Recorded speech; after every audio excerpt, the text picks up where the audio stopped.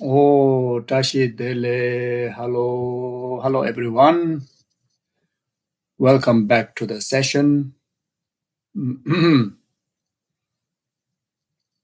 Hope everyone is doing well.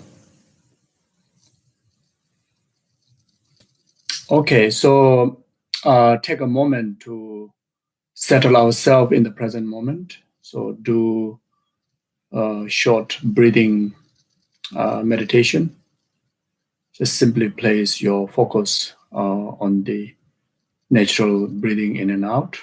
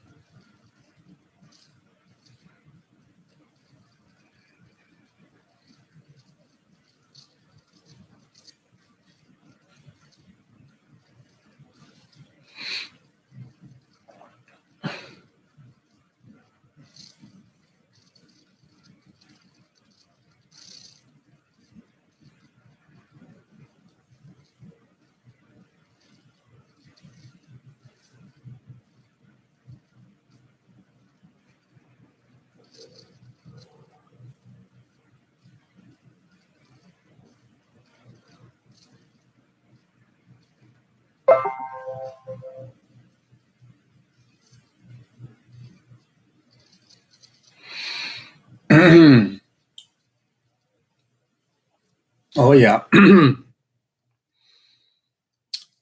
Then take few moments to acknowledge the fortune that we are still alive. Mm. In the nature, the life in the nature of impermanent, in particularly this very uncertain situation in the world with so much distractions, so much disturbances.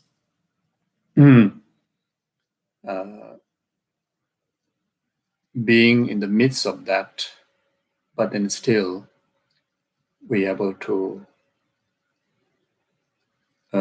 sustain the life, not only sustaining the life force, but then we have utilized our full potential in our very best capability.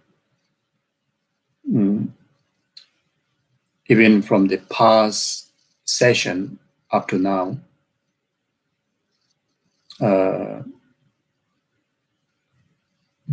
even the worst practitioner like me,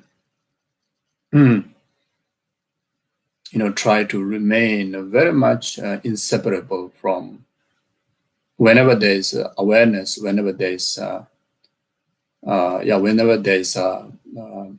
aware mindfulness is there. Whenever our mind is awake, very much, in cultivations, in the training of our mind in altruism, in our very best ability, both in wisdom and attitude, even though, no capability to directly engage, elevating, others from the suffering, those who are in the midst of experience of suffering, who are more vulnerable than ourselves. Like ourselves, we are not in the position of many others that who are in trouble, in particularly experiencing the suffering of suffering. But through the blessing, through the kindness of Guru Shakyamuni Buddha, that the Dharma that he revealed, and the lineage gurus that who have channeled those profound Dharma teaching to us, and make every knowledge in Dharma available, in the text, in the teaching opportunity, in teaching discourses. That makes really, our quite great degree of our thinkings are close to altruistic wisdom and altruistic attitude, at least in the thought, at least in the aspiration, thinking of all the other suffering beings and wanting to liberate them. And at the same time, try not to depress, try not to let ourselves in depression, feel helplessness, because of yourself, even so much wanting others to be free from all this suffering, but you are unable to reach to them directly in action, physically. But then because of the wisdom of emptiness, really give us sense of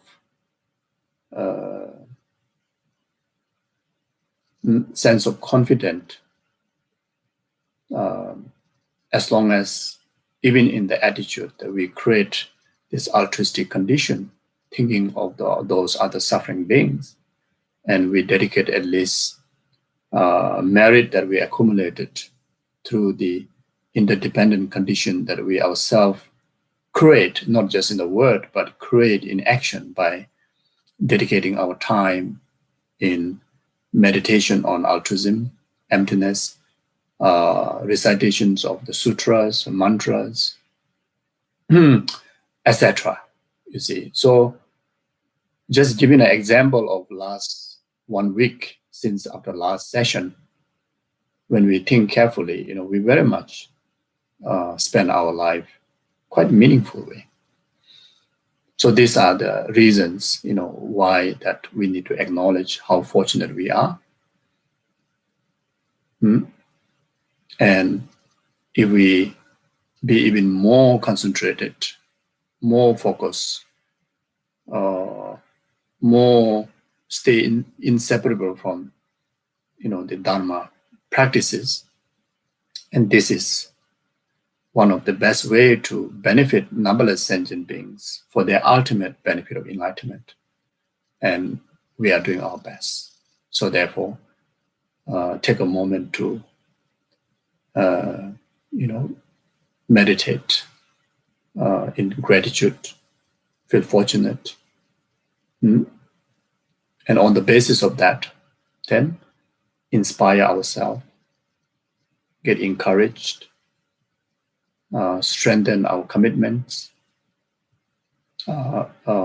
also to utilize the rest of our life, the rest of our existence, solely, even more than the earlier week, to dedicate our body, speech, and mind for the cause of numberless sentient beings, freedom from all the oceans of samsara and its causes. So meditate like that.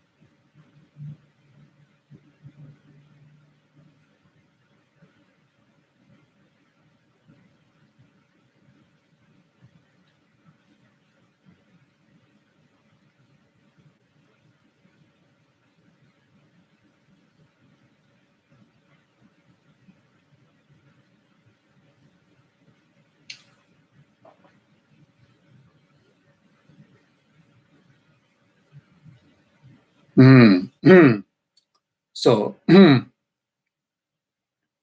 on this valid reasoning, then best way to making sure that we invest our time, our life in the most meaningful way, without any mistake, is to follow 100% the guidance of Buddha Dhamma Sangha, Guru Buddha Dhamma Sangha, or correct guidance of the Buddhas and Gurus. And that is, never separate the guideline of our life or whatever we do. Should be conducting in accordance with the Dharma instruction that we learn from Buddha's wisdom. So in order to make that stable, then going for refuge in Guru Buddha Dhamma Sangha makes absolute sense. Completely submitting ourselves under the protection, under the full guidance, complete guidance of Guru Buddha Dhamma Sangha. After seeing the capability and opportunity of this precious human rebirth we have, but at the same time seeing and understanding the vulnerability of our life that lies in nature impermanent, and many like ourselves who are just last week, they are no more with us.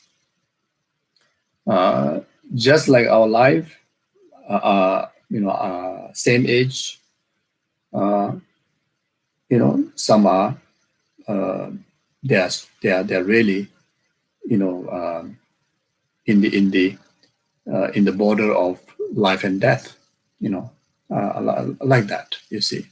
So on the basis of that, then go for refuge.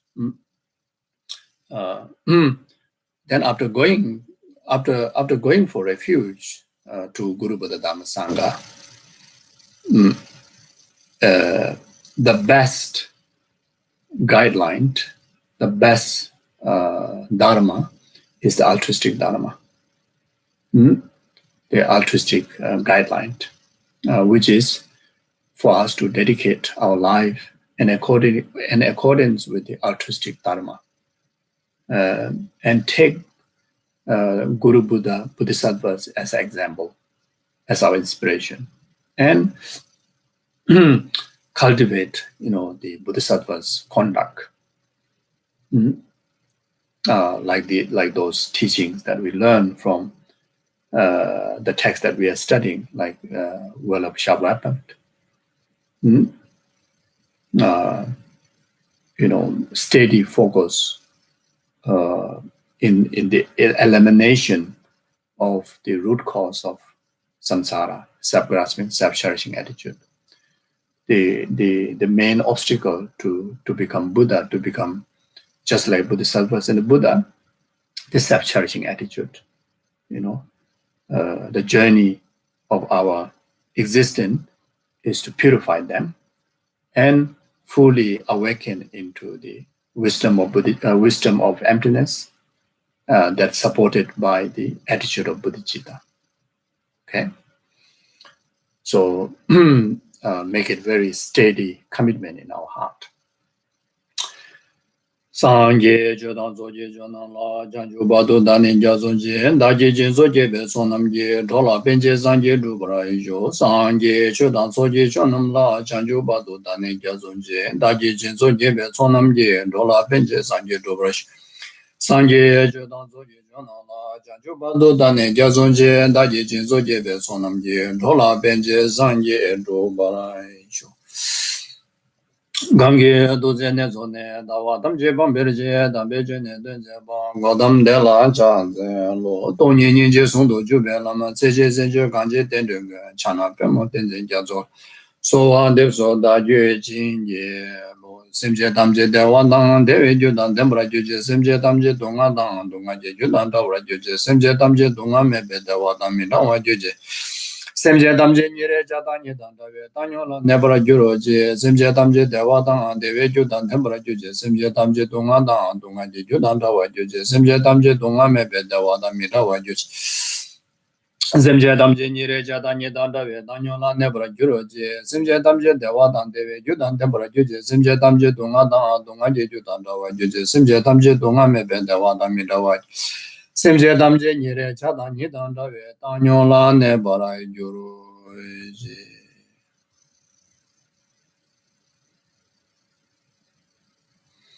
Okay, thank you.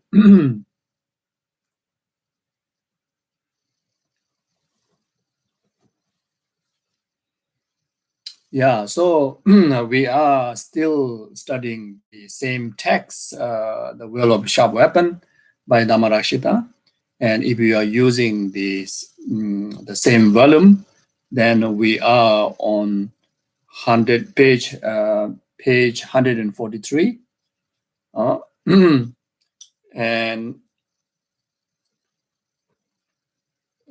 we have gone through up to verse 63 based on this text. Some other texts, other translation versions, the verse number can be different, based on the structure. So those of you who are using the Great Collection of Lojong text, the mind training, the Great Collection, then we are on page 143 and verse 64. So it says like this, and of course, get reminded that this is still, purification practice, specific purification practice to specific delusional obstacles, karmic consequences, or the faults within our being, with the help of reliance on the Guru Yamentaka. So you can refer to the visualization that I have shared in a few classes before. So the verse says, though my status may be high, my qualities remain less than a ghost. Though I may be great teacher, my afflictions remain worse than the demon. Dance and temple on the head of this betrayer, false conception, mortally strike at the heart of this butcher and enemy ego.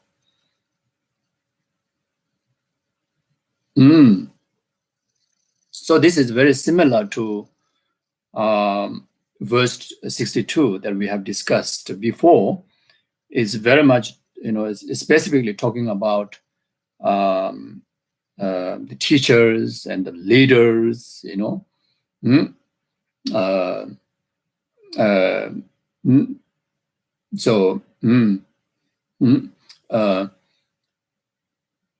especially, you can also refer to like us, who claim to be Mahayanic Dharma practitioner.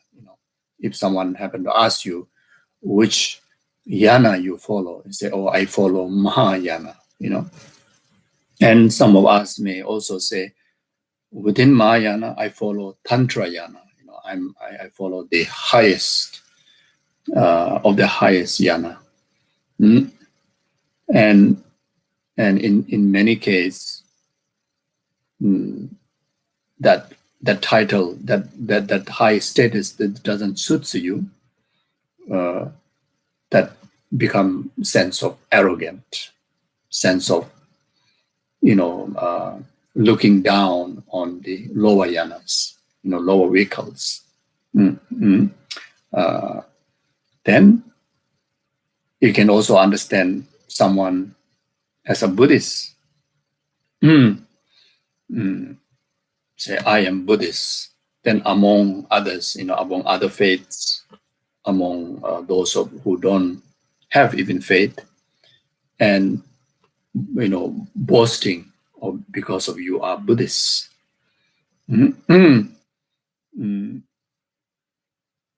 Then spiritual teachers like myself, if I claim as a Dharma teacher, Dharma guru, or anyone else, who claim I teach Dharma. I'm spiritual teacher, guru. Then kind of there's the ego, boasted kind of attitude and look down on others and seeing low on your students, kind of I'm so superior, you are just a student to me, so you are lower, you are much lower status, like that kind of things. Then generally the leaders, who claim to maybe lead the world, lead the country, lead the state, lead the institution. In particularly worse, those who lead Dharma institutions, but then lead the Dharma institution with so much selfishness, self-centeredness, narrow-mindedness. In particularly, if someone is leading a Mahayanic institution, but then the leader's attitude is like so self-centered, self-ego, and you abuse others, you abuse your followers, your volunteers, your students, then those leaders that who hold the position, in any like in the monasteries, in nunneries, schools, Dharma centers, those who carry the position, then self-boosted with the ego-centeredness, then instead of complete being in the service of others' well-being, and some more you abuse others, then these are like, though my status may be high, but my qualities remain less than the goals, evil, less than the evil. So what makes the leaders, teachers, Dharma practitioners, or any individual, as long as you cultivate ego-centered, selfish attitude, then that you hold the position, but your actual reality, who you are, is worse than the evil spirits, ghosts, harmfulness. Here, not necessarily the ghost is talking about some kind of sentient being spirit. It's talking about, the worst of the worst, harmful. You carry the status, but you are in the status of harmfulness to others. You see, so who makes like that? What makes you like that? It's because of self-grasping and self-cherishing enemy, the ego. All these are due to the false conceptions of not recognizing the real I, and believing real to the false I. Then completely being in the service of delusion. So in short, it's all because of self-grasping, self-cherishing attitude. You see, so therefore, need to eliminate. So though I may be great teacher, my affliction remain worse than the demon. And especially spiritual teacher, someone who claimed to be Mahayanic Dharma teacher, Mahayanic Dharma guru, or Mahayanic Tantra guru, then when it comes to your attachment, worse than your disciple, then that can be defined that you are worse than the demon. You see, the Dharma teacher, spiritual guru, whether to do with the Tantric guru, Mahayanic Sutranic guru, Vinaya guru, your duty in the spiritual path, your duty as a teacher is to teach the technique to overcome delusions, or in order to do that, in order to really to transmit the blessing, the real impact of the wisdom, or to be a Dharma teacher is for you to be the inspirational figure to your disciple. And if yourself is not subdued in the delusion, if yourself is not subdued of those delusions, then no way that you can able to inspire others. No way you can able to have a confidence to lead your disciple onto the path which is free from delusions. So in that sense, then you are not qualified to be Dharma teacher. You're not qualified to be a spiritual guru. You see, so if in case that you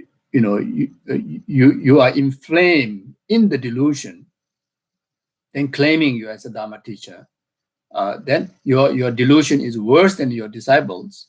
Then actual characteristic of yourself is worse than the demons. Worse than the demons. It means worse than basically. It's very harmful. Very very harmful like that. You see. So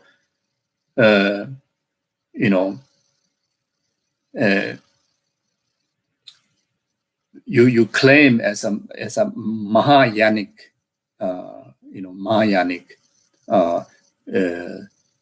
if it relate to Mahayanic spiritual guru or teacher, but when it comes to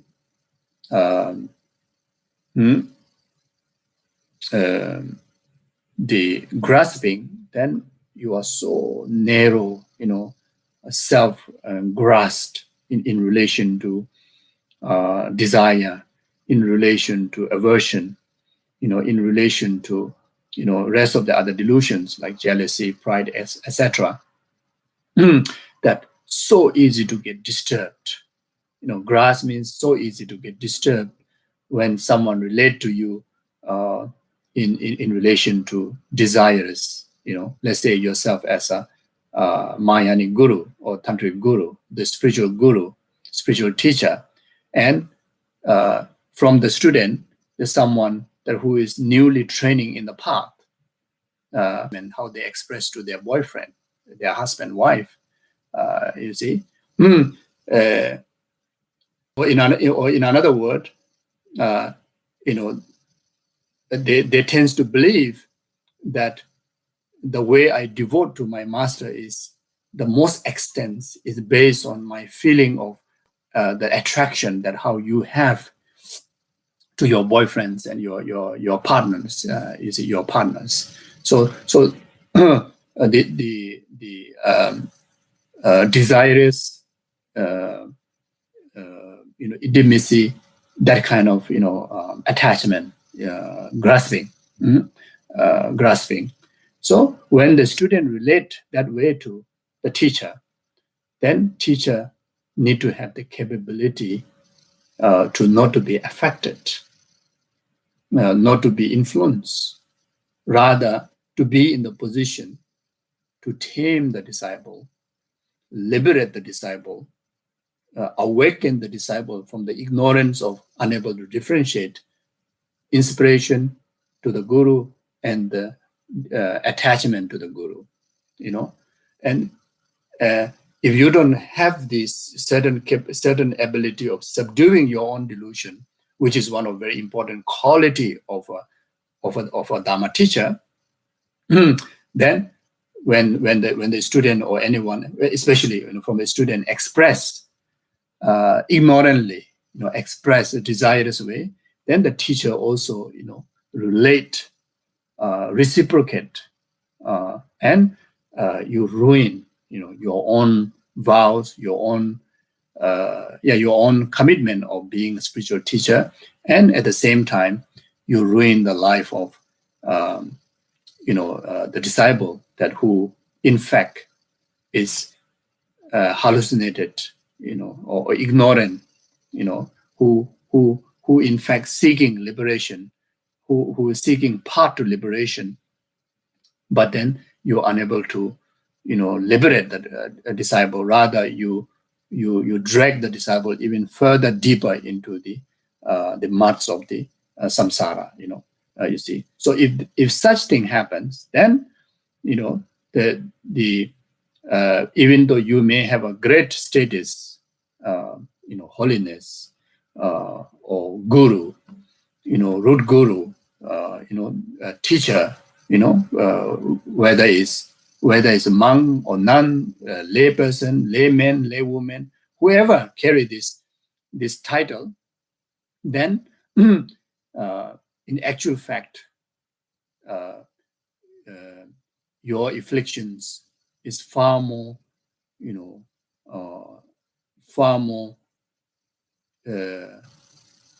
degenerated than those of the demons.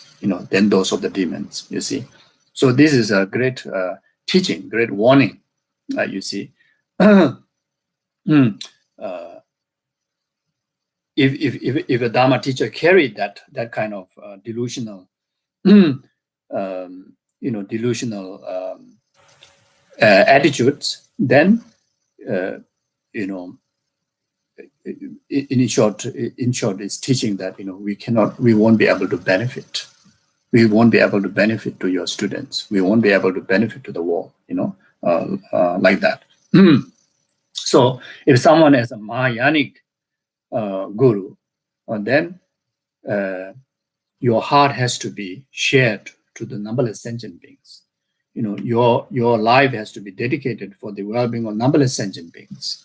You see, your time, your life, your energy, your focus, your motivation, your practice, your dedication, every single thing, every single of your existence, to be dedicated for the cause of numberless sentient beings equally, you see. So, so this is something that Guru has to be very clear about their own, quality of the Guru, or quality of the Mahayanic Dharma teacher. At the same time, it is also so important to be clarify to the students from very beginning, because those ignorant students, those still beginner, the mix up with the delusion and aspiration, those who are still, initially seeking the path, if you don't make that very clear distinction, then your guru become like a personal guru. It's like personal property. You see, many such danger happens. You see, many of the conflict, jealousy, possessiveness within the circle of group of so-called guru and the disciples, in the organizations, in the wherever it can be, such unfortunate happens. It's because of there's no clarity, there's no education. It's delivered from very beginning, very first steps. When the disciple first time, when someone inspired to enter into Mahayanic path or the Dharma path in the first time, your relation to that particular guru or teacher, that need to be understand that this guru is a universal guru. This guru, yes, I regard this guru as more precious than numberless past, present, future Buddhas, and is most important than my own life. But this precious gem, this guru, is equal, preciousness to the rest of the other sentient beings. For your own heart, yes, this is the most precious, but this preciousness is equal to rest of the other students. So this is very, very important. You see, otherwise there will be jealousy. When someone, karmically become close to your guru, then other students get jealousy. So in relation to,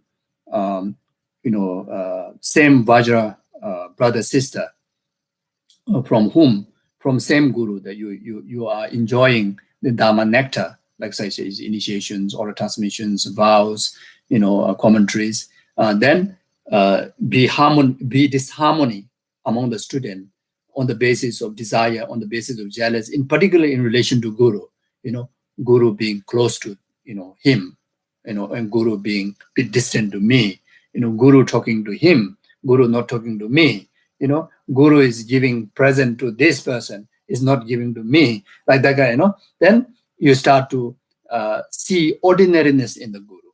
You see, so when you start to all these things happens when you have the ordinary view into the Guru.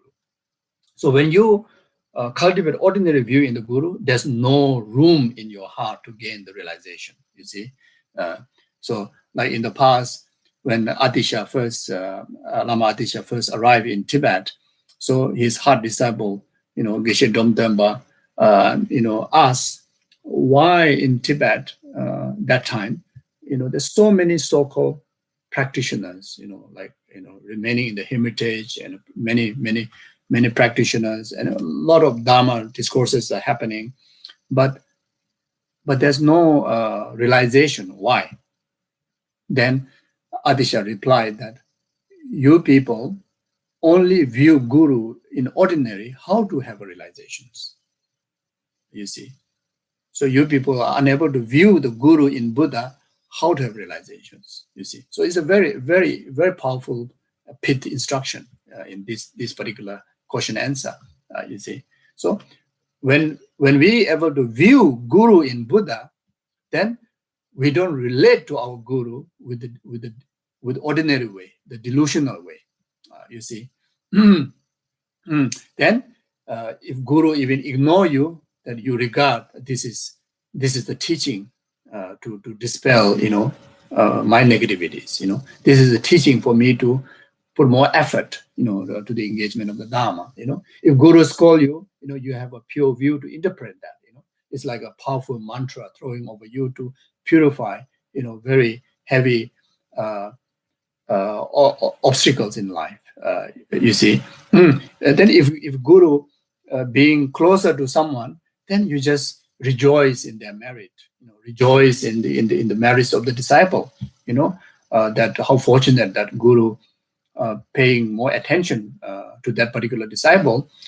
Therefore, may I too one day able to have the basis of all this merit, so that I also will have such kind of fortune, and rather you rejoice. You see? So everything interpret in the virtues, in the virtues in Dharma. When you see Guru in Buddha, you see. Otherwise, all the misfortunes and the troubles and nasty events could take place when disciple have an ordinary view in the Guru. When the disciple regard the Guru, as like a personal property, you see. That until that, when you call your Guru, when you don't receive the call back, you get upset. That means you are dealing the Guru with in ordinary view, like your husband and wife, like that. Your ordinary friend, like that. You see. In particularly in an attachment grasping way. You see, even though you may have a very strong aspiration or very, very strong kind of closeness to that particular Guru, but then that aspiration is completely mixed with the delusion, and that can be a huge obstacle on the path. You see, so these are have to be very careful. So this, in order to clarify this misunderstanding, both the student and the Guru, and in particular the Guru, has to play the role to teach the disciple, from very beginning, make a clear correction on that. You see, cannot let the disciple to have a misunderstanding. You see, instead of clarifying, and rather you indulge on it, then this is exactly what the teaching says. Then your affliction remain worse than the demon. And what is making that?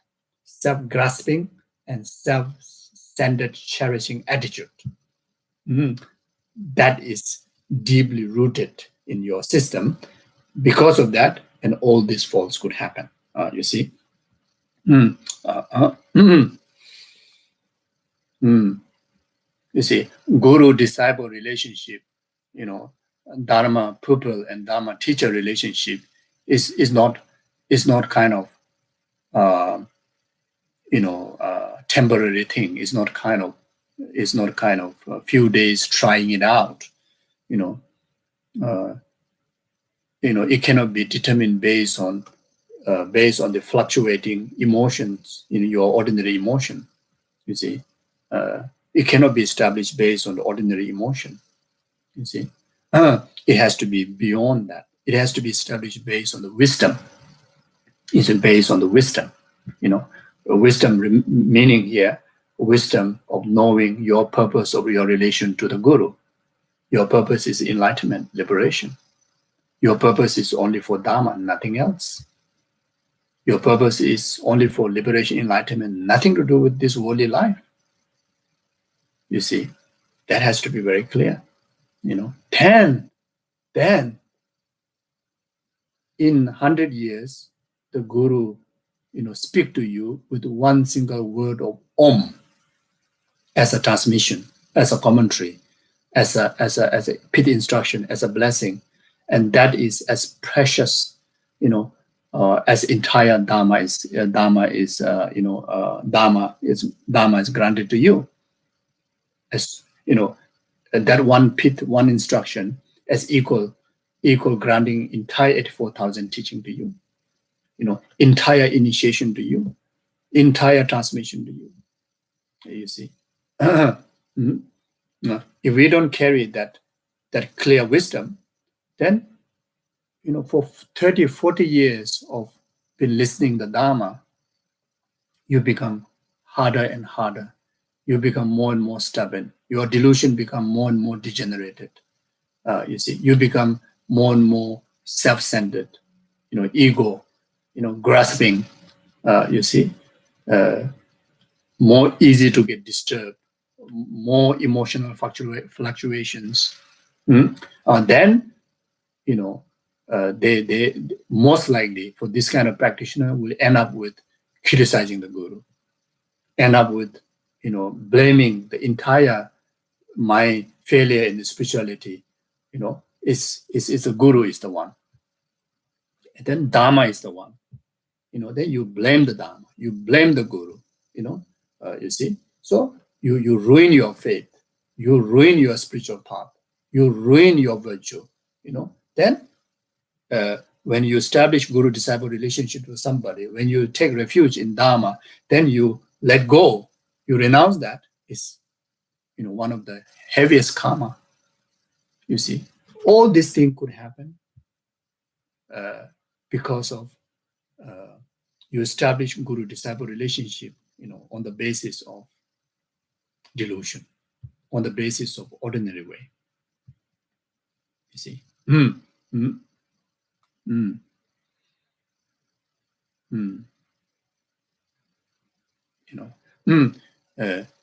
If we establish Guru-disciple relationship on the basis of wisdom, clear, absolute clear mind, then every actions of Guru towards you, every action is a pit instruction. Every actions of Guru to you, as I mentioned before, including scolding, become a nectar, become a great antidote to purify the karma. You see, even Guru happen to hit on your head, you receive the blessing of initiation. You see, because you have the capability to, the container capability to receive the blessing of the Guru in regard to that initiation. You see, but if we don't have that, then if we carry the ordinary mind, even you go to the actual initiation ceremony, even Guru put the actual blessed vows onto your head, nothing. It doesn't make anything.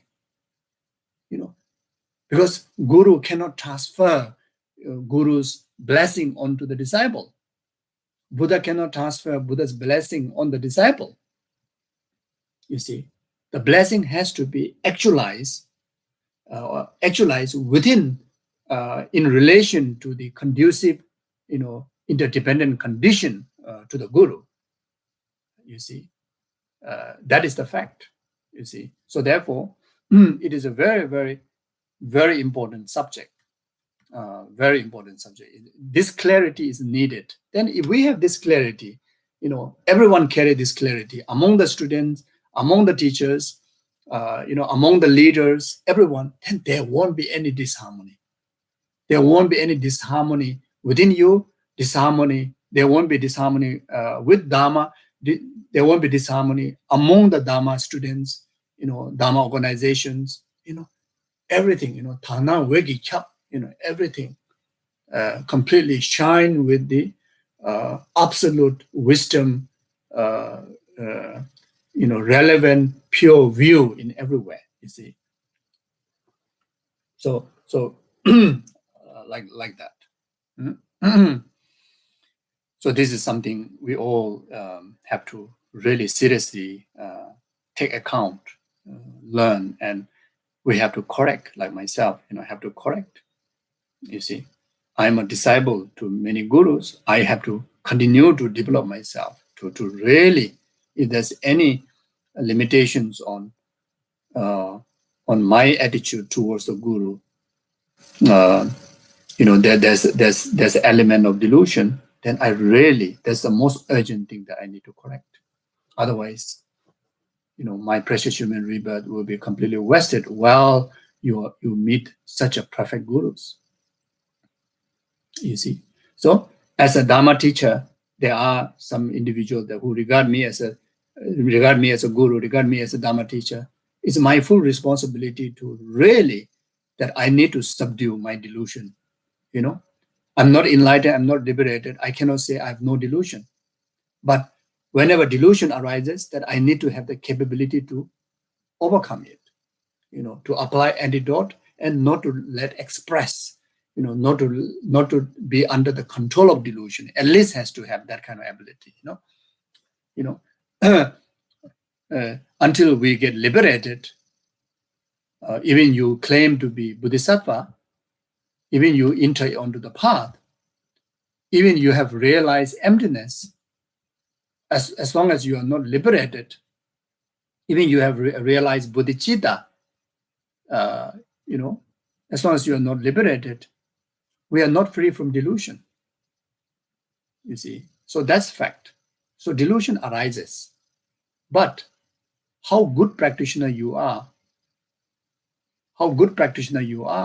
is very much defined by how well you're able to, suppress or overcome by effective application of antidote, and not to let the delusion to be harmful to yourself and harmful to others. Like what Geshe Langri stated in the verses. The moment the delusion arises in your heart, understanding, knowing that this could be harmful to yourself and harmful to others, and immediately acknowledge it and avert it. This quality have to carry. You see, we cannot, as I mentioned, we cannot expect that we are free from delusion. We have purified the delusion until we have liberated. You see, but we have to know the delusion's behavior, and we need to detect, and we need to avert it through application of antidotes. Otherwise, surely going to harm you, surely going to harm us, harm others. You see, especially two persons come together, guru and disciple coming together, and there's a play of delusion, either from the student side or either from the guru side, or at least the student side is just beginner trainer. When someone is accepted to be a guru or spiritual teacher, then the guru or the spiritual teacher has a far more greater responsibility to avert the delusion. You see, so this has to be there.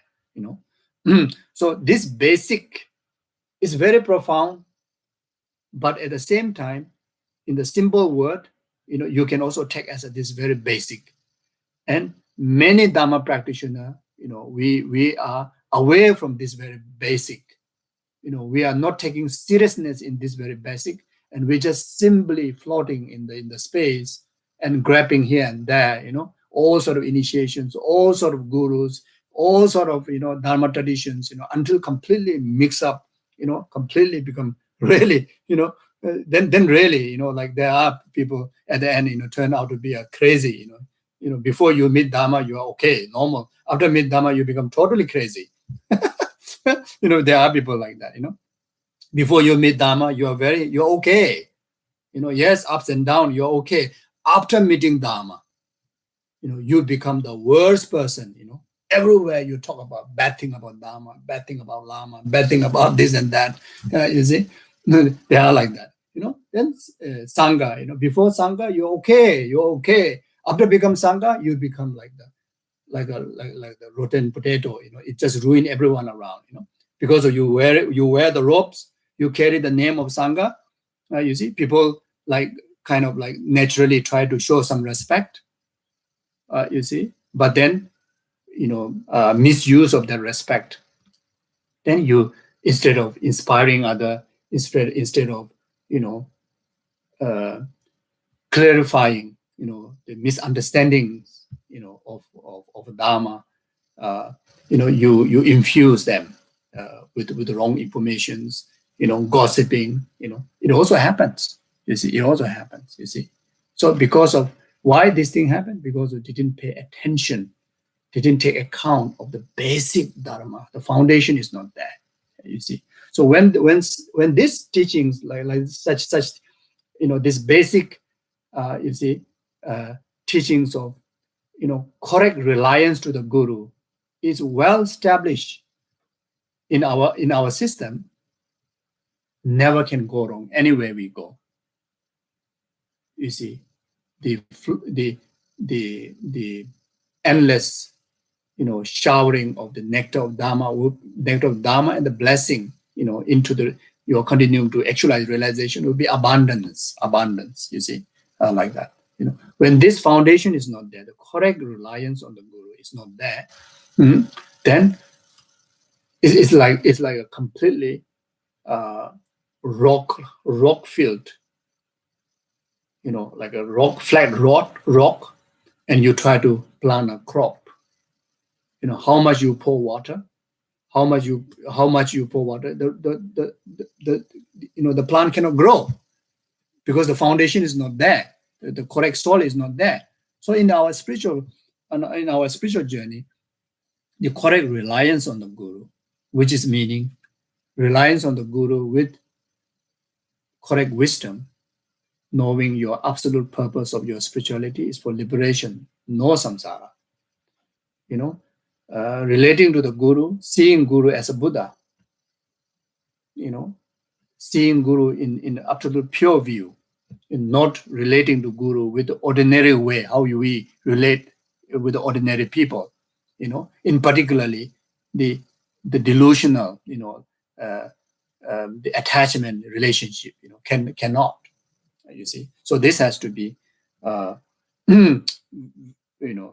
very, very important. Yeah. So anyway, any of such faults occur, then this has to be purified, because it's a heavy. It can create heavy karma. It is a great distraction. So therefore, you invoke the Guru Yamataka, then apply the wisdom of emptiness, dance and temple on the head of this betrayer, false conception, mortally strike at the heart of this butcher the enemy ego. So verse 65, though my views may be lofty, my deeds are worse than a dog. Though my qualities may be numerous, the fundamental one are lost to the winds. Dance and temple on the head of this betrayer, false conception, mortally strike at the heart of this butcher enemy ego. You see, so again, this can be related the view of superiority, even in our spiritual world, and this teaching, especially Mahayanic Dharma, main body focus is according with the Mayani attitude. Then we can relate this teaching that to ourselves. We carry the view of Mahayanic practitioner, as I mentioned before. High view. Even in the philosophical view, you say, oh, Mahayanic, we follow Mahayanic teachers like Nagarjuna, Atisha, Shantideva, their views are, Pasangika Madhyamika view, But then when it comes to the attitude, so selfish, so self-centered, so narrow, you talk about all other sentient being. You talk about benefit of all mother sentient being. You chant like that before any practice. You dedicate bodhicitta dedication. We all do that, isn't it? When we do puja, we do that. When we do sadhana, we do that. Yeah, when we wake up, we motivate with the bodhicitta motivation. Before we go to bed, we conclude with the bodhicitta dedication, isn't it? Isn't it? But then when we really come in contact with the people, we are the most narrow person. I'm not talking everyone. Me and like me. You see? So narrow. It's only thinking about yourself. There's no room for others' benefit. So this could happen in the monasteries, this could happen in the Dharma centers, this could happen at home. You see? You say, leader of Mahayanic, monasteries and nunnery. You see? But your thinking is only about yourself. Or even you think slightly bigger, but you only think about your own monks and nuns. You cannot think beyond that. How to be Mahayanic? You see? So it could be in the Dharma center, like directors, Dharma spiritual program coordinators, or the resident teachers. You see, Mahayanic Dharma centers leaders.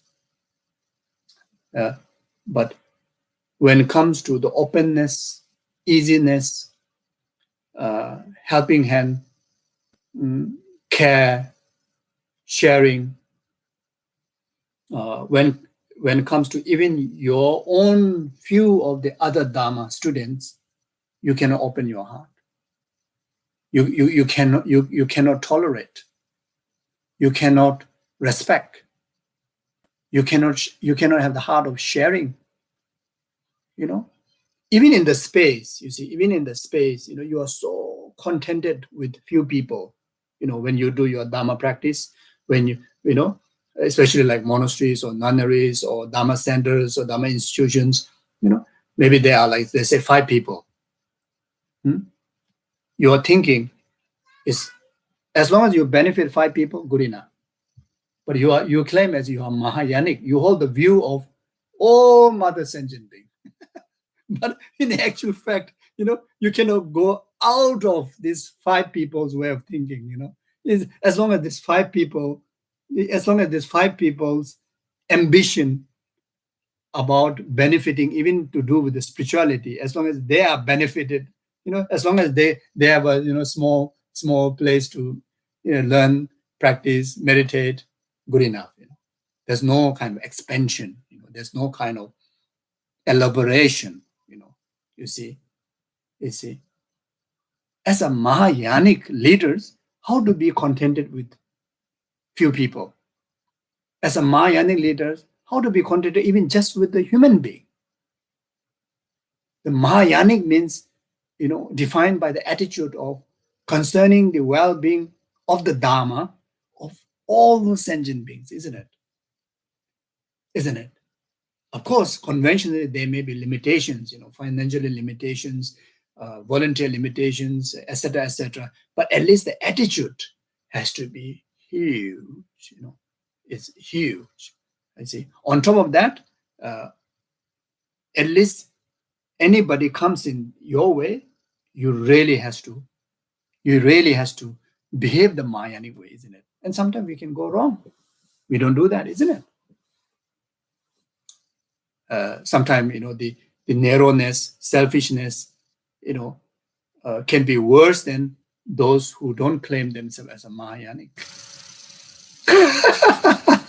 This is a real thing, Sometimes you go around, you will see the behavior of people, and sometimes you see within your own self, you carry Mahayanic, but then when you're dealing with people, when you're dealing with the sentient being, like really the concern, at the end of the day, the concern is about just yourself. You really come to yourself first.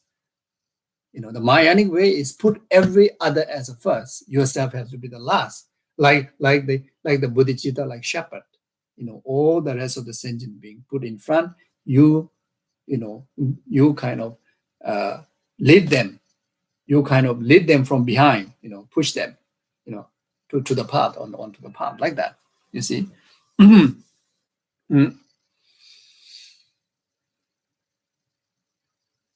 You see.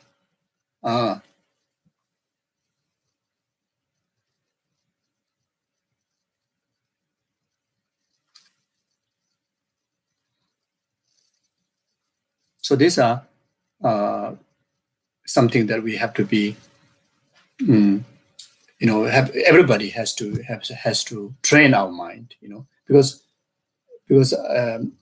eons of lifetime we are trained, we become habitual to be very selfish, to be very narrow-minded. You see, so it is not easy. You see, but I think the first thing when we come into the context of the Dharma, in particularly Mahayanic Dharma, then the first thing is we have to, unlock the lock of, the narrowness, self-centeredness. You see. So I think this is very, very important. You see, and that has to be led by the who carry titles. You see, even in like Dharma centers or monasteries or nunneries or in Dharma institutions, our behavior, we as someone who came into Dharma earlier, our behavior to the newcomers, from there you can determine very much, how well their training is. You see, how welcoming you are, how open-armed you are, how helpful you are, and sometimes you don't see that. You see, you see, you go to a so-called Mahayanic institution, but the attitude from these people is so cold. You see, so there's no question about there's no Mahayanic Dharma. You don't even see there's a basic good human quality, good human reception is there. So this is very sad. This is very sad. Is something is going very wrong, isn't it? Something is not right, isn't it? You see, like when you go to a restaurant or shops, their ambition is to get a business from you, and that's why they treat you so well. Their objective of the shop, objective of the grocery shop or restaurant is to do business with you. As long as you come and buy, in order to do that, the reception is absolutely, most caring, most welcoming. You see, so the objective of a Mahayanic practitioner is to be able to introduce, or liberate others onto the path, to the enlightenment. You see, So in order to do that, in order to succeed, to fulfill this objective, especially to the non-practitioners, especially to the newcomers, those who already cultivating the Dharma, the attitude has to be unbelievably caring, unbelievably welcoming, unbelievably welcoming, more than the restaurant. Restaurant is just the ambition is just the money. As long as you get the business done, you see. Even the restaurants, restaurants or the shops, the way how they treat their customer, from the initial to the end, because they hope that they will come back and buy from them. So from the motivation all the way up to the dedication, they're fully focused on the complete, focus in the care of the customer, isn't it? So as a Mahayanic Dharma practitioner, whether it's teacher or whether it's student, the ultimate objective is to achieve Buddhahood for the benefit of numberless sentient beings' Buddhahood. You see? So not only one time, but all the time, from the initial motivation in actual action and until that particular person become Buddha, that we need to treat them more than how the restaurant owner treat the customer. You see, it's hard. How to say, hard to be mindful, but in actual practice, it's actually not that hard. Even in the ambition of just earning some money, people can do that. Or you have such a meaningful objective. Why can't you do that? We just kind of think it is so hard, but actual reality is not that hard. You see. Yeah. So if we really want to practice, we have to practice like that. If you just want to be so philosophical, so flowery word, and just want to look nice, fashionable, okay, then no need all this.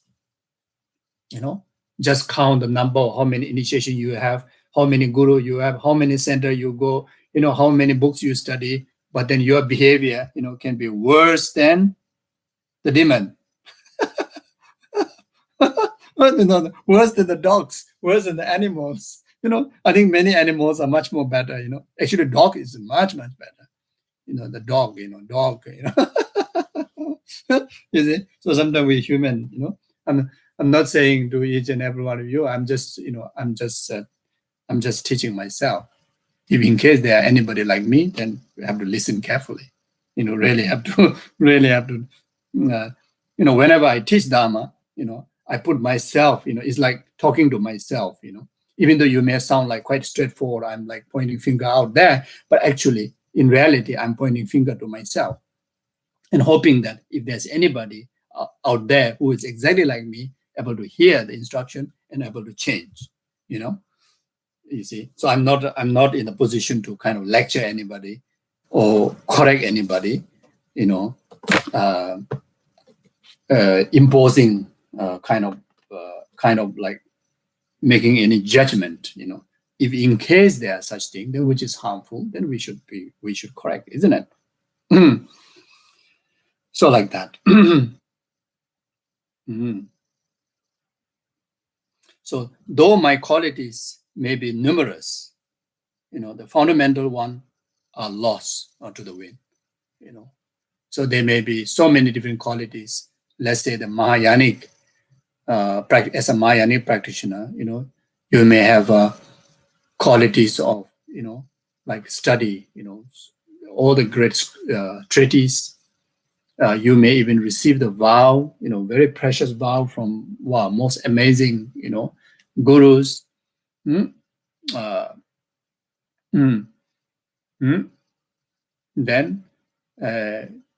you may be practicing for so many years.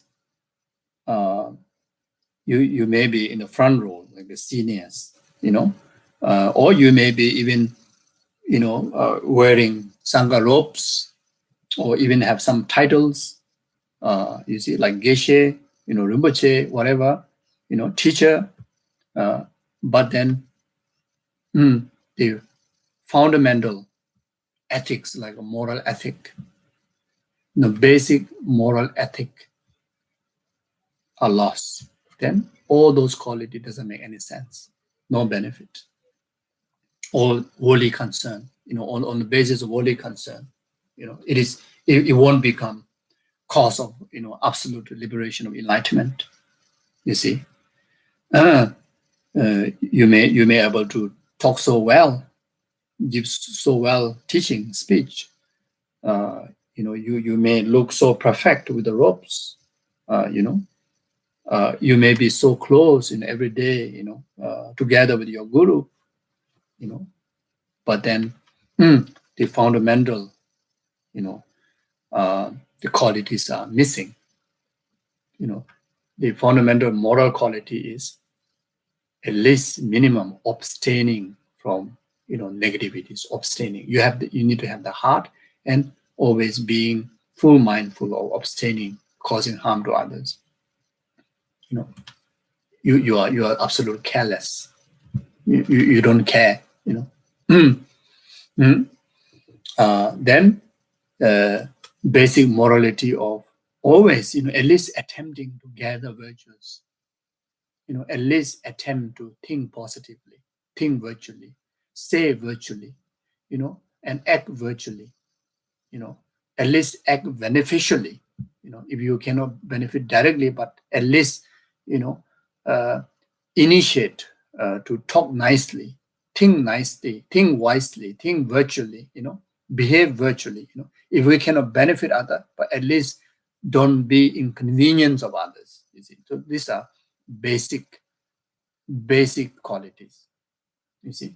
Then in particularly Mahayanic Dharma, basic quality is if we cannot be in action to benefit others, but always, at least in the attitude, always thinking of the well-being of others, never thinking wrong thing about others, negative about others. These three are very basic moral precept. Without this, whatever quality, high quality that you carry, it doesn't make any sense. This is what it's talking about, you see. Then the attitude, the compassionate attitude, you see. As a Mahayanic Dharma practitioner, you say, I have Buddhist vow, I have tantric vows, I have monastic vows, etc., etc., wow, this and that. But then, when it comes to basic respect, the well-being of others is not there, then there's no even, the foundation of altruism is not there. You see, so this is basic quality, you see. So then, even you learn so much of the emptiness treatise, you study all the profound treatise, yeah, but then, your heart is so selfish, ego boosted, ego-centered person, then how much wisdom that you have, no value. It doesn't make any sense. It's just theory, you see. So these are talking about. So though my qualities may be numerous, the fundamental one are lost to the wind, then no meaning, you see. If there's no benefit, you see. So this is also talking about that, how much spiritual quality we may be carrying in order those spiritual quality to be a path to liberation. Then we need to stay away from eight worldly concerns. This is also what we're talking about. Very basic, fundamental quality for a spiritual practitioner is to be free from eight worldly concern.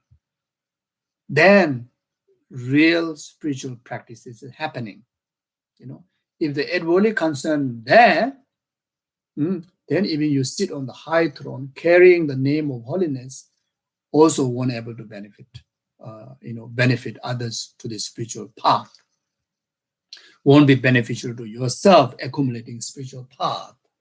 You see, even how much charity you do, how much good thing you do in the name of so-called as Mahayanic practitioner, Bodhicitta practitioner, even you carry the name of Bodhicitta motivation, but that motivation, patch up with the worldly concern, eight worldly concern, then everything like kind of lost to the wind. So all these mistakes could happen. Mistakes will happen because of self-grasping and self-cherishing attitude. So therefore, invoke the Guru Yametaka, dance and tremble on the head of the betrayer, false conception, mortally strike at the heart of this butcher enemy ego.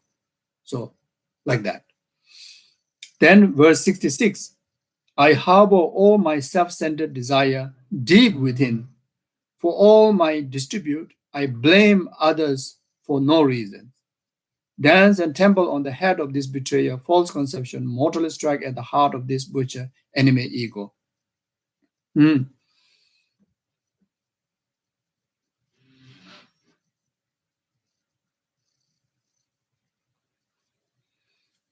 I harbor all my self-centered desires deep within. Okay, so if we continue to harbor our old habits of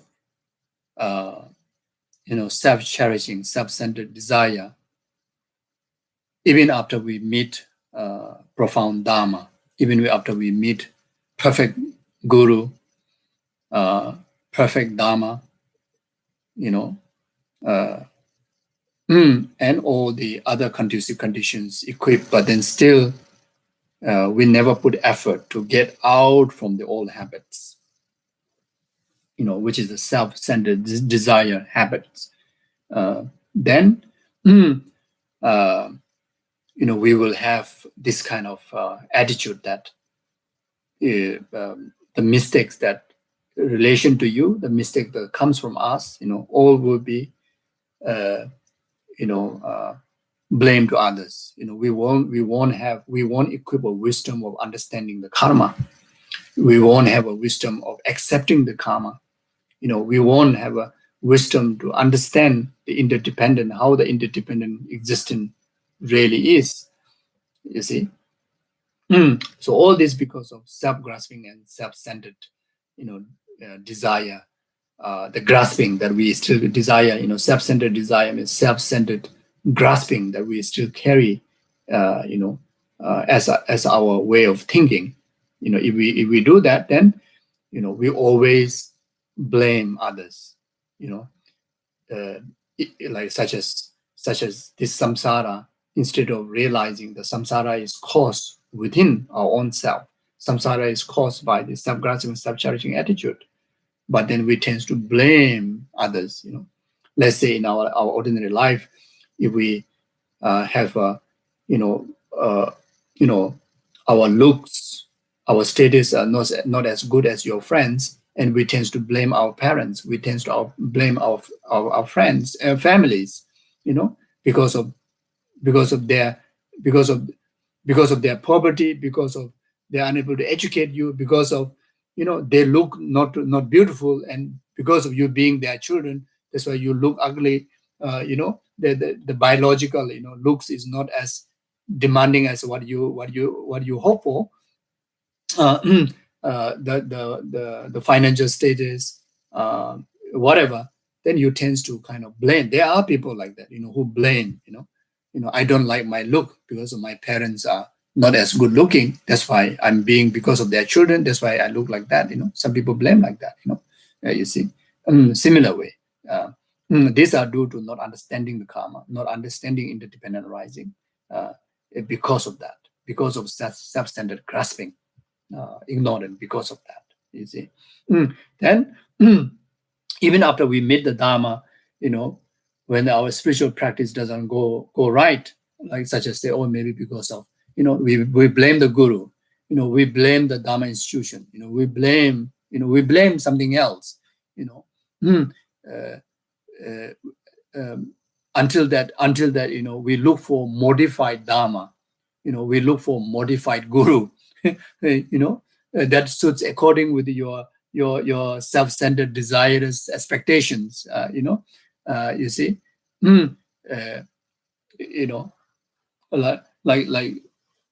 like even some very long time, well, kind of knowledgeable, senior practitioners, some I heard that, or even the Vinaya need to be kind of corrected, accordingly suits to us, our time. Then the Mahayanic Dharma, the Bodhicitta is too heavy. Bodhicitta, great compassion is too heavy. You see, so it should be modified. To suit our way of thinking. Then those traditional gurus, their way of granting teaching, their way of presenting teaching, it's so difficult to understand. It should be modified. The guru should teach according with my self-centered desires, ambition. It happens. You see. So never looking into our own qualities. The capability to really to digest authentic Dharma. really to relate to authentic guru, or to be able to practice authentic way. You see, the limitation, instead of looking into ourselves, we tend to look into others, look outside. You see, all these are because of self-centered desire, grasping. You see, so the real limitation is because of thickening of the negativities. Because of that, we are unable to cope with the the profundity of the Dharma. Unable to cope with the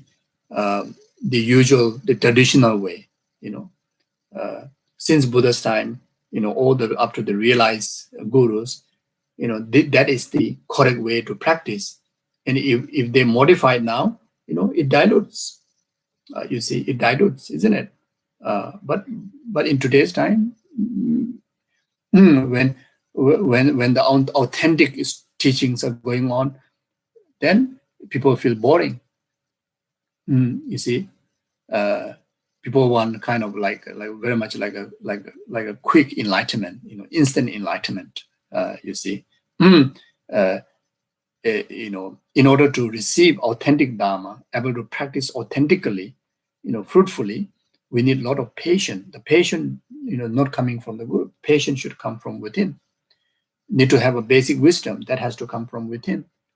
The conviction has to come from within. Faith has to come from within.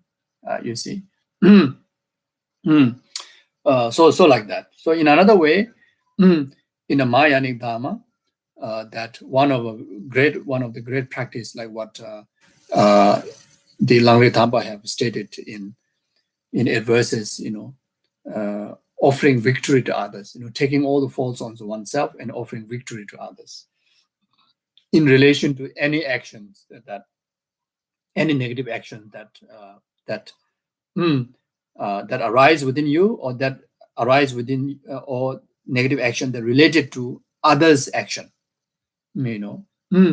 either through the misunderstanding, misconceptions, the delusionally feel that something is wrong with me, and that has to be due to the spirits out there. That has to be due to someone's failure to care about me. That's why I have this problem. Or if someone relate to us with harsh words, or even physical abuse, whatever it can be, we tend to blame outside there. So as like what Langri Thampa says, those all things are the result of our own creation of karma. Understanding the karma, understanding the reality, the actual fact of interdependent arising, then everything you accept. The root cause is within. Therefore, you accept the defeat. You offer the victory. Means you accept to look within yourself, the root cause of all these faults, and you offer the victory. Means you generate compassion rather than retaliation to the harm givers. You see, so this is one of the very essence practice of Mahayanic Dharma. So we have to train our mind until like that. If we are unable to do that, then it's definitely that there's a heavy obstructions, and we need to invoke Guruyamitaga, then apply the most powerful antidote, which is the emptiness wisdom, then dance and temple on the head of the betrayer, false conception, mortal strike at the heart of this butcher, enemy, ego.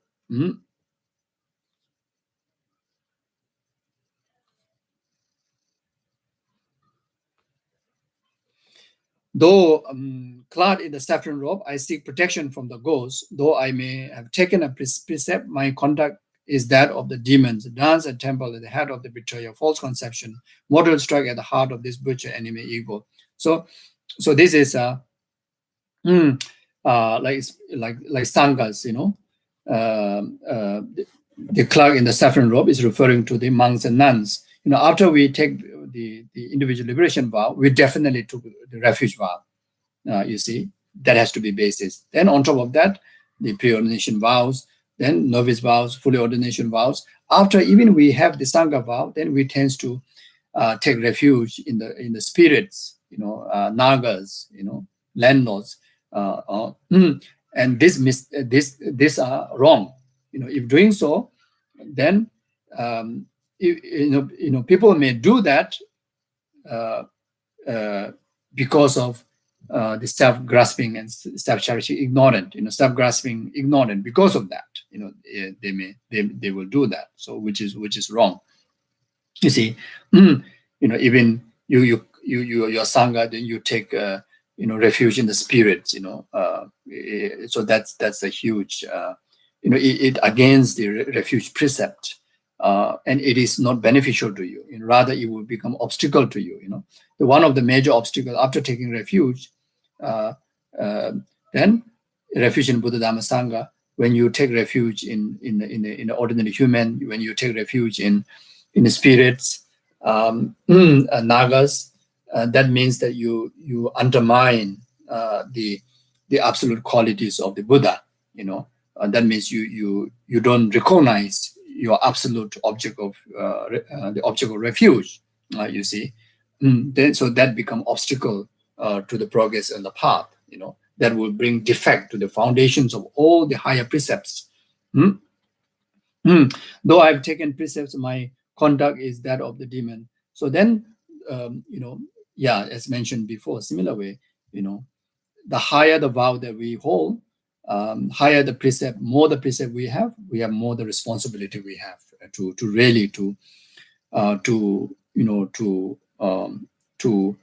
define or to control our conduct, to making sure that the more the vow, those who have a tantric vow, the highest responsibility, more higher responsibility than those who hold Buddhist vows.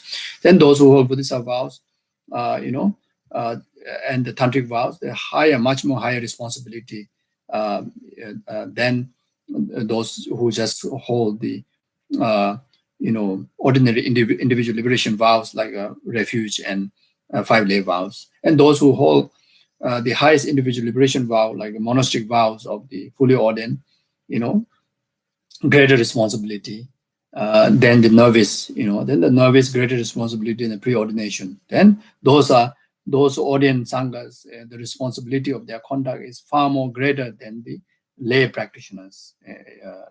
And those of the sanghas who hold on top of individual liberation precept, they hold the precept of Bodhisattva and the Tantra, then even greater, responsibilities. But these responsibilities we should take as a privilege, not as a burden, not as a not as a burden. You have to take as a privilege. In order to have all these various vow, we need immense of merit. And the more the precept we have, more the vow we have, the greater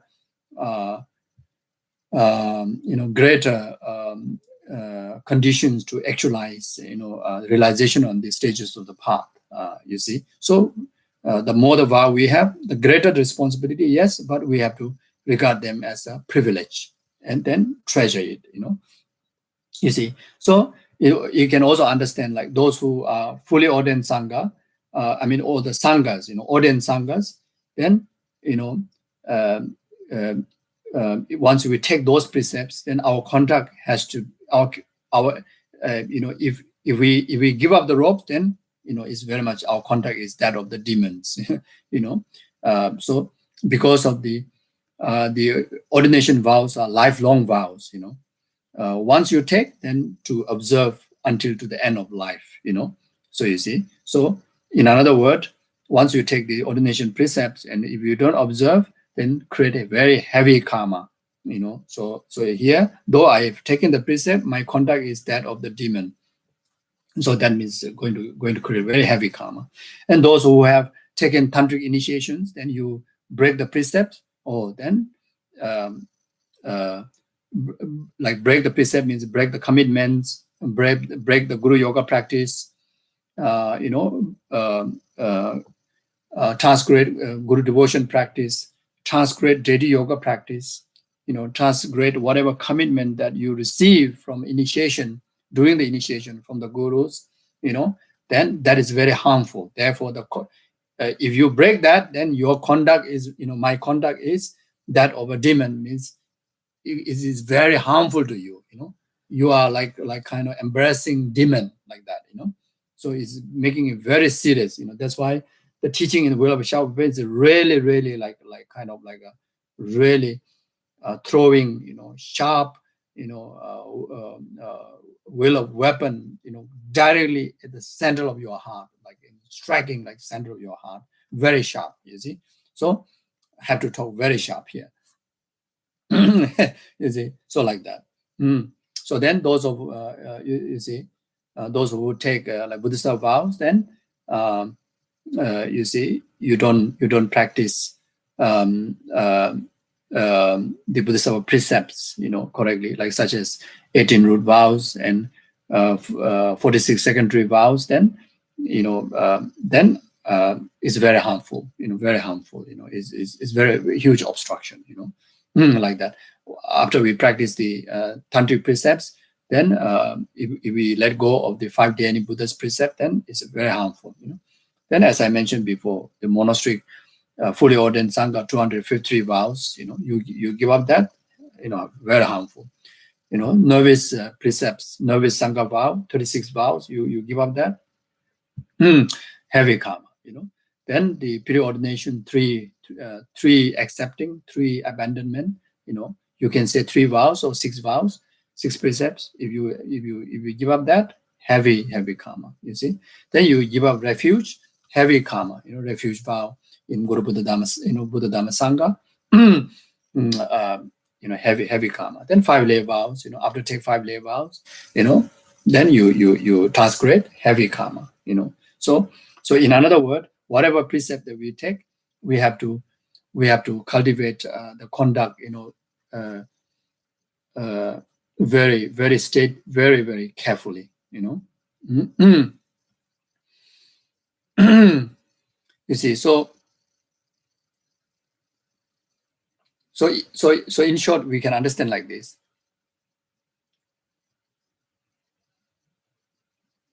How to, in one word or in one sentence, how to making sure our individual liberation vows, whether it's monks or whether lay vow practitioner or refuge practitioner, how to observe our individual liberation vows purely from transgression is when harms to others and its causes are abandoned, the vows of personal or the individual liberation vows are complete.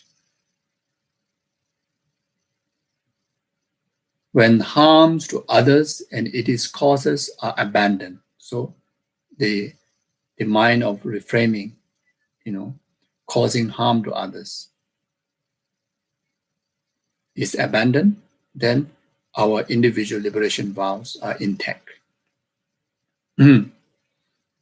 Whether to refuge, 5 lay vows, sangha vows, if you want to say in one line. Then for Buddhist vows, when help to others and its causes are accomplished, the vows of the Bodhisattvas are complete. You see, always, whether it's intention or whether it's actual action, always fully accomplished within our heart, means fully filled with our heart, helping others, committing causes to help others is intact, then Buddhist precepts are intact. Then for tantric vow, when one is skilled in the pure perceptions of the universe and it is being, the vows of the secret mantras are complete. So always cultivating pure view, pure perception. Whoever we see, any being we see them as a Dakadakini, or we see them in Buddha nature. Everything, place or whatever, everything, food that you consume, bed that you sleep, everything that you see as a celestial mansion, Buddha's pure realm, then our tantric vows is intact. So like that. So if we continue to harboring, or what you call harvesting harmful attitudes, harmful actions through our body, speech, and mind, that means we are transgressing, we are committing transgression to individual liberation vows, starting from refuge all the way to the sangha vows. if we are not always, motivated and attempted to causing benefit to other sentient beings, that means we are transgressing the Bodhisattva precepts. Whenever we carry impure view, ordinariness, about oneself, about others, we are transgressing tantric vows. If we have tantric precepts. So, what makes us to transgress from the three precepts? Because of self-grasping and self-centered attitude. So therefore, invoke Guru Yamataka, meditate on emptiness, then purify, dance and temple on the head of this betrayer, false conception, mortal strike at the heart of the future enemy, ego. Like that. Okay, so I will stop here. Thank you very much. So we do short dedication. May whatever merit that we accumulate collectively, individually, through this session, and all the merit accumulated from the past, present, future of the Buddhas, the Bodhisattvas, Gurus, be the complete cause for numberless sentient beings to be purified, their suffering, its causes, and actualized from all the conducive conditions for temporary happiness after the ultimate happiness or enlightenment. May this collective merit be complete cause for anyone who pass away, in particular in last 49 days. In particularly, in relation to natural disaster or in relation to this coronavirus, through the people who pass away due to the coronavirus in this coronavirus pandemic period, in a very drastic way, the lacking of families and loved ones to be around, to be cared, etc., and unable to do, meaningful the cremation ritual practices. There's so much, unfavorable things are going on. Then also to those people that specifically ask prayers dedication, may our this merit be dedicated for them, like such as Shen Shui Ching, Kenneth, and Jana, Thomas Cheng, Sem Chong, Andrew Hannon, Dante Chen, Gerda, etc. Be free from the suffering of death, suffering in the state, suffering of rebirth, and actualize higher rebirth. There they meet perfect Mayani Guru and actualize state full enlightenment within that very lifetime.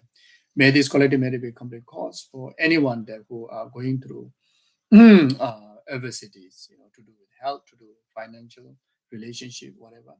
And also to, in particular, those who have requested prayers, like such as Jill Moholan, Madam Tan Yok Ho, Chua Tiong Hua, Lim Chin Ye, Chong Lai Peng, Irene Singh, Chi Lam Kun, Caroline, Dr. Lee, Julie Kwan, Wang Chengdu, Chris Price, David, etc., Tony, Mr. Ha, Ochibat, Sister Kwang, etc. So all of them be free from whatever adversities that they are going through in their life instantly, and may they be able to actualize perfect health, long life, and fulfill all their aspirations after full enlightenment accordingly. May this collective merit be complete cause for all the world leaders to be free from delusions, and may they be equipped with all the altruistic attitudes, altruistic wisdoms, including those of the leader of organizations, leaders of family, and yourself who lead your life, equipped with, full of wisdom, full of altruistic attitude, so that anyone under their leadership can be able to enjoy only peace and happiness and virtues. May this collective merit be complete cause for all the beneficial beings to the peace and happiness of the world, like His Holiness the Lama, Lama all your spiritual gurus and all the good people, like yourself and your family members, always enjoy perfect health, a long life, and fulfill all your aspirations after enlightenment accordingly. May this collective merit be a complete cause for all the virtuous institutions like monasteries, nunneries, and Dharma centers like FAMD centers, in particular FAMD centers in Australia, and all the centers, those of you that the students who are coming from that particular individual centers, you contributed your dependentizing conducive causes, through this attending of the teaching. So therefore, may this collective merit through you to your centers to be free from all the inner outer secret obstacles and actualize all the conducive conditions to preserve the Dharma perfectly in extensive learning and actualization in the stages of the path after enlightenment, and accordingly as what Buddha have achieved, and accordingly what Buddha and our absolute gurus have aspired us to cultivate. May this collective merit be complete cause for each and every one of us able to practice accordingly as Dharma taught, as Lojong teach, purify all those negativities that infused by self-grasping, self-cherishing attitude without delay even a moment. Ourselves, the dedicator, the merit, and the purpose that we dedicate, all lies in the nature of lack of inherent existence, all lies in the nature of interdependent existence. Gewade nyudo da lama sanje dubyo ne dowa ji yamale ba de sala gobara sho chanju simjore boche maji panam ji juji jewani ba me ba yang kone gondo peba jo tonye taware boche maji panam ji juji jewani ba me ba kone gondo peba jo remye taware boche maji panam ji juji jewani ba me ba yang kone gondo peba sho jambe pa wuji da chamba da gondo sambo de ande ji da ko ni juso da lo Jawa deda damjerab do ngodo je pe jawa tamje de ngo gala chudo ngo ba de da ji jewe zawa de gonje sambo cheje rab do ngo wara ji pama simje tamje de na de ji ngiro tamje da do wa janjo zemba gana sojo ba de da gonje molam do gyoro je simje ne ba jinje ba nyodo ne le ta ju ju do ne ne ma do ba da do chungwa me ba sho oh yeah, also dedicate right this very time in India, the COVID situation is very intense, and also in Nepal. Then also the other part, any part of the world that are having very difficult time in relation to COVID, be free from this crisis as soon as possible. Whatever protection, like vaccines and mindfulness and purification of the karma to actualize as soon as possible, so that everyone can be free from this coronavirus pandemic difficulties.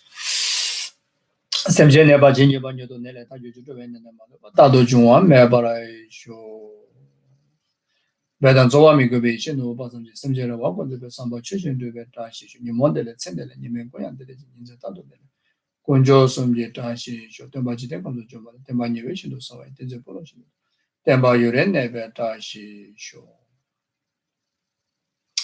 Thank you very much. Take care. Take good care of each other. Bye bye.